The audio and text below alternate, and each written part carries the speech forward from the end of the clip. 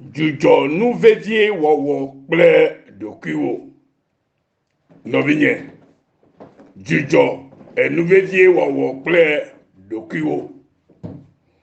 Nɔvinye, tɔte enubaɖa wɔwɔm kple ɖokuiwo. Nɔvi lɔlɔtɔwo, mi ɖe asi nu manyomanyo wɔwɔm kple mia ŋutɔ ɖokuiwo. Hallelujah. Mato sia me le gbedo na mia dometɔ ɖe sia ɖe le egbe ƒe ŋkekenyui sia hame. Aƒetɔ le dɔ dzi elabe ewɔ dɔa eye wòwu nu xoxo vɔ. Ke ele me vam le ame sia me si ke lɔ be yeakpɔ xɔxɔ, yeakpɔ agbe, yeakpɔ vovo la, ne trɔ ɖe ema ŋu ko la, ye etrɔ si eya ma tɔ ko la, vovokpɔkpɔ le asɔ asi o, ɖeɖekpɔkpɔ le asɔ asi o,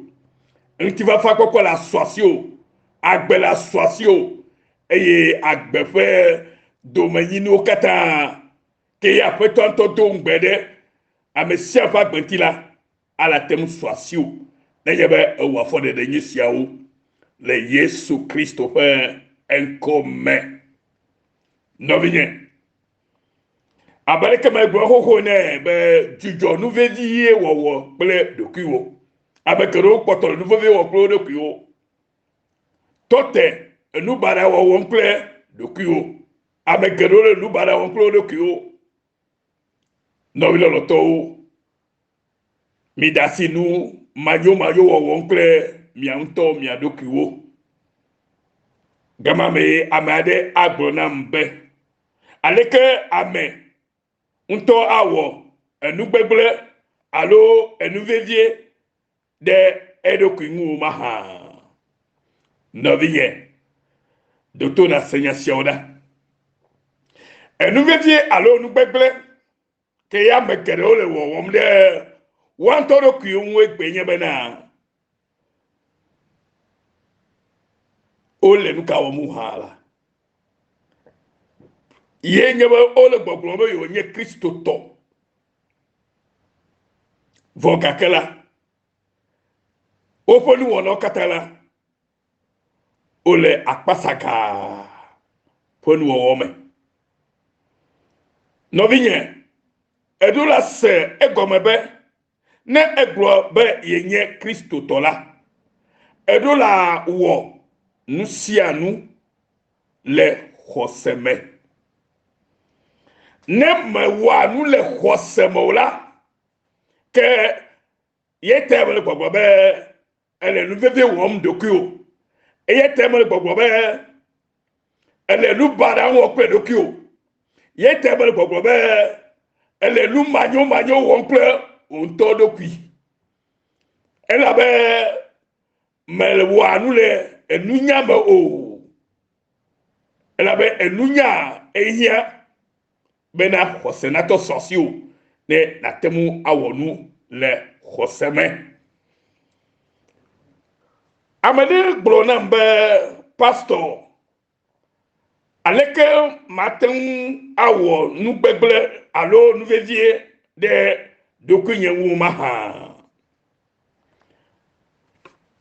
Nye nyuie bena enya nyuie ŋɔŋlɔɖi agblɔe na mi le Yakob ƒe agbalẽ me, Yakob ƒe ŋɔŋlɔ me, James yo yɔnɛ le English me, Jacques mi yɔnɛ le français gbe me.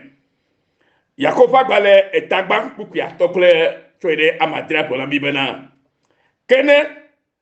mia dometɔ aɖe le nunya hiãm la, ne ɖe kuku na Mawu si na amewo katã faa eye medoa ŋukpe ame o la, eye wòatsɔe anɛ. Ke ne ɖe kuku le xɔse, ke ne ɖe kuku le xɔse me eye megake eɖi aɖeke o, elabena ame si le ɖi kem la,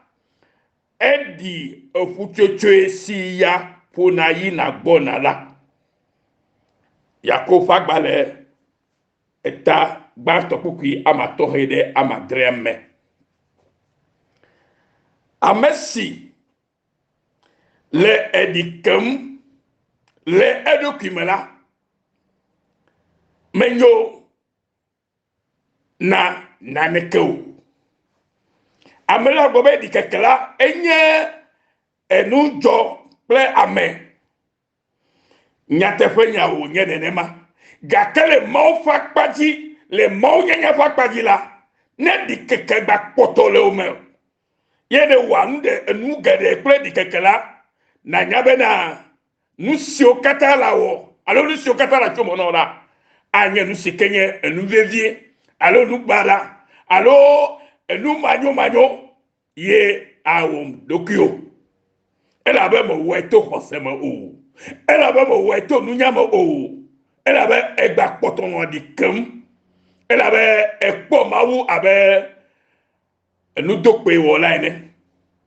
vo mawu ya kenye musekata to ya metu akpe na neke wo o alleluia eya tamele gboplo mna no vinye obedi no vinye edo la se gomebe ne ele gboplo mbe na yenye Kristo tola edo la onko edo la nye be na nusia nusike ya wala edo la weto khoseme wole mbo wole to khoseme wala kema hia be na we kurao na la bia ndela eje we na bia to khoseme yi wole be di kekele menola kele be e ma to futola gbo la bia go be mia fe enye mia fe o halenye o e sike ga pede wula e to futola gbo di kekele to futola gbo tanusia nu sike be di kekele na ola na nye kote be na o menya ewo sikenye amenyenye tohe kenye kokwenye fame kenye Kristo tola egbo ocho o echo efutola gbo ego be futola ega poto le gouverner o ela be futola ego be futola ega poto le zanu eye o nya okatala onye nya togbo le dokiume eye ta o ya be na tujo nu vevi o dokiu kaba no bi lo to nusi wo na le khosemela mau me wo le eye mau gbo ojo nusi kena wo le khosemela mau me wo na wo le eye mau gbo ojo voniye ba mo wo le khosemola kena ya nusi kele wo mla ele wo le ehike me fe no menu e ma je maunu kaka ya he vide bana wa po gbede o mawunya gbure nami bena hallelujah mawunya gbure nami nyire no biye ye megal bogo ya be nusi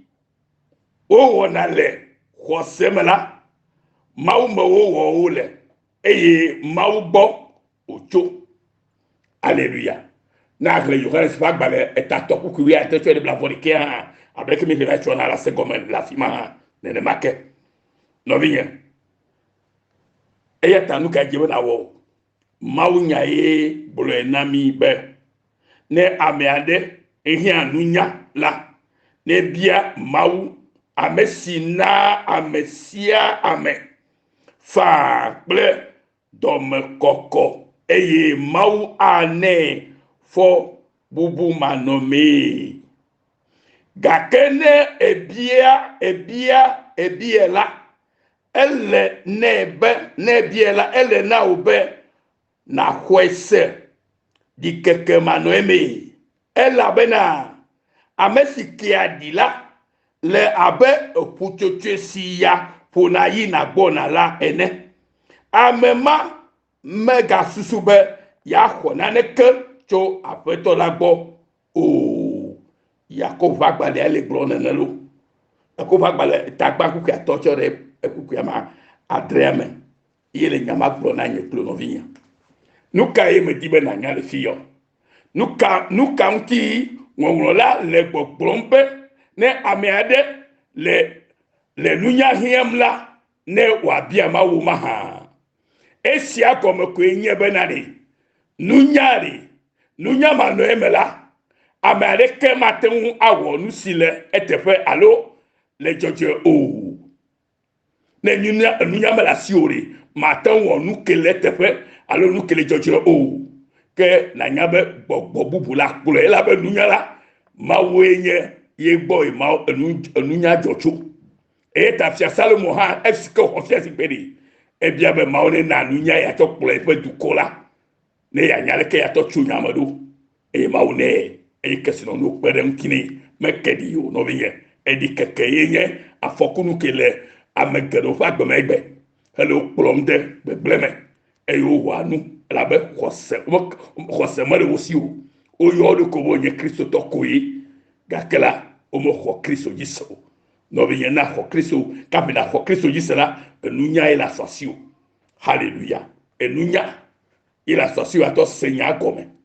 eye gɔmesese sɔsi o le nya dzi la atɔ xɔ nya dzi se alebe enya ame azɔ wa ke nu kewo le me la woanye vi ɖe nu na wo le Yesu Kristo ƒe ŋkɔme.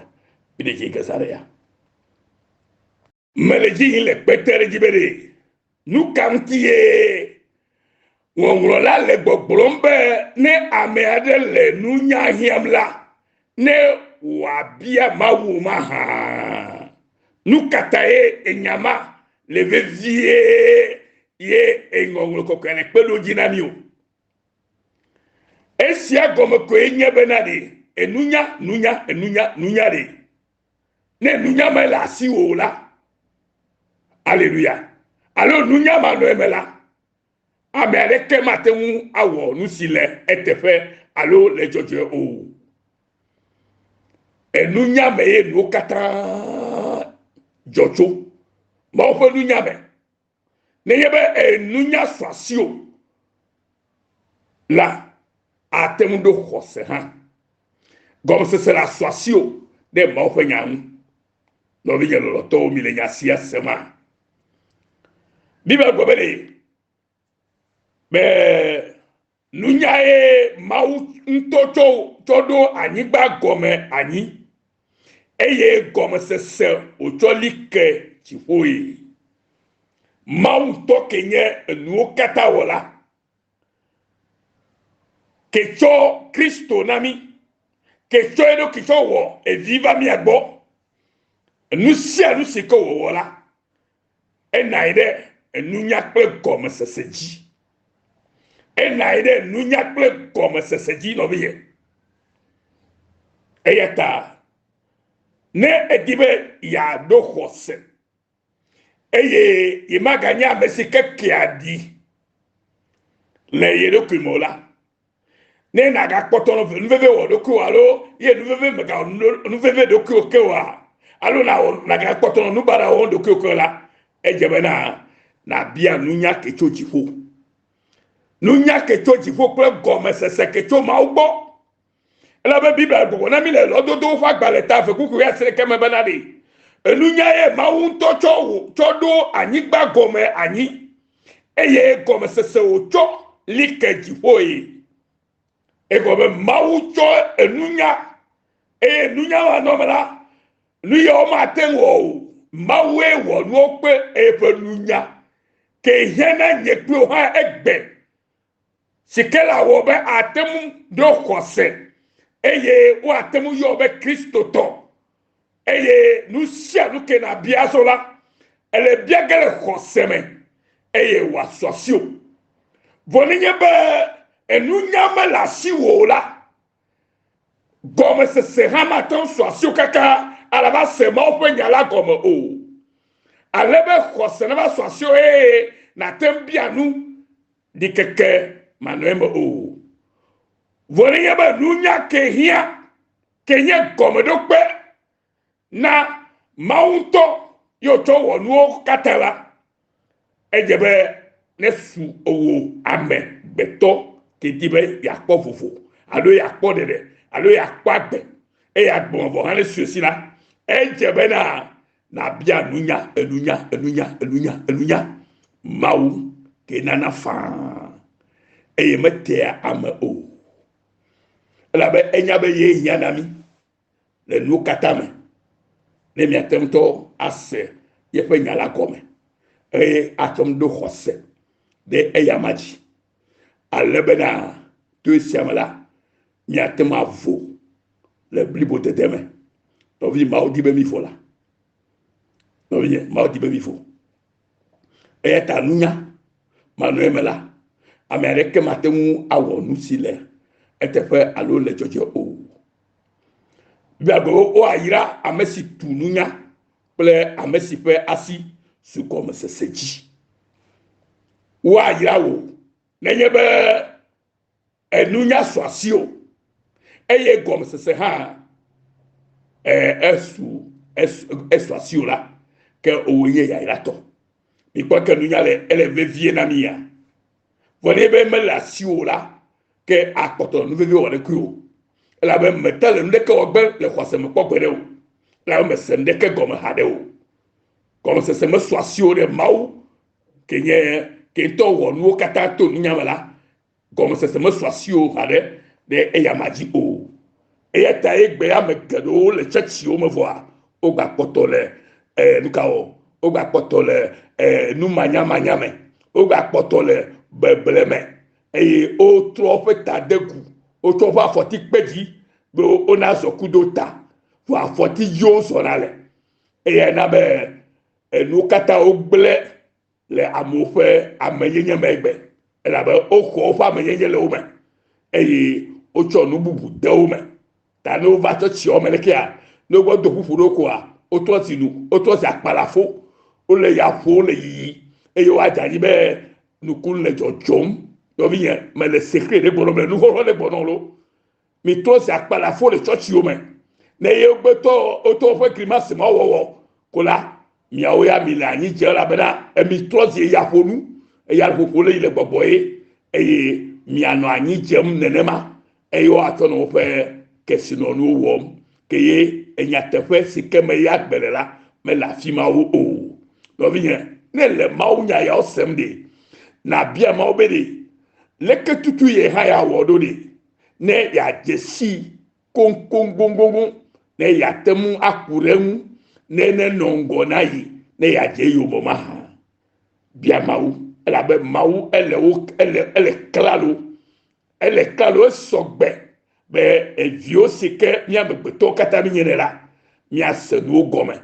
enu nyane sumiasi de mia tomu asubo ele nyate fokle popo me na mia wo ke nye fonu wo fofo popo blibo va pelo be agbeke chona mini ti jone no mia me eye ti fa kple ase chocho na nye mia fe do manyinu esiai he na agbema fo ha popo le Kristo Yesu pon comme no bien elegbe ya sema wa ira mesi tu nunya ple amesi pe asi su comme seseji nunya e mau ntocho wo hihia mekoto e ya tanovia donc di mau nunya ne megano ne khosena sosio megano di kanko nunya e do la su asi obe na teun do khose mau fe nya fe nunya do la su asi o no bien be ochobe allo nenema be sebe mele ko be nunya edo la suasio do la sua mesiabe si ne na teundo khose ma ofenya nya fe enunya do la su asio gbagbe agba eye gomo sese akpere enti be na se egome be na khose na su asio na enu jojo wowo na agbeple ya ira popo no vi nyelo roto esia le vivere ne nyepiwo be mi anya enya siawo ela be bibla ko na mi yire benadi no vi esira be enu jojo wowo a enye jijo na amejoje enu jojo wori enye jijo na amejoje ke enye nwoji na nu majo wola lododo fa gbare tabla for ke pupu wi atole nya ba mi ne ba ke ole na amesi ti jojo nyenye kple lɔlɔ yome la eƒe asi atu agbe dzɔdzɔnyenye kple bubu dzi dodo ƒe agbalẽ ta blavoreke blavoreke gagblɔ nyama na mi ke le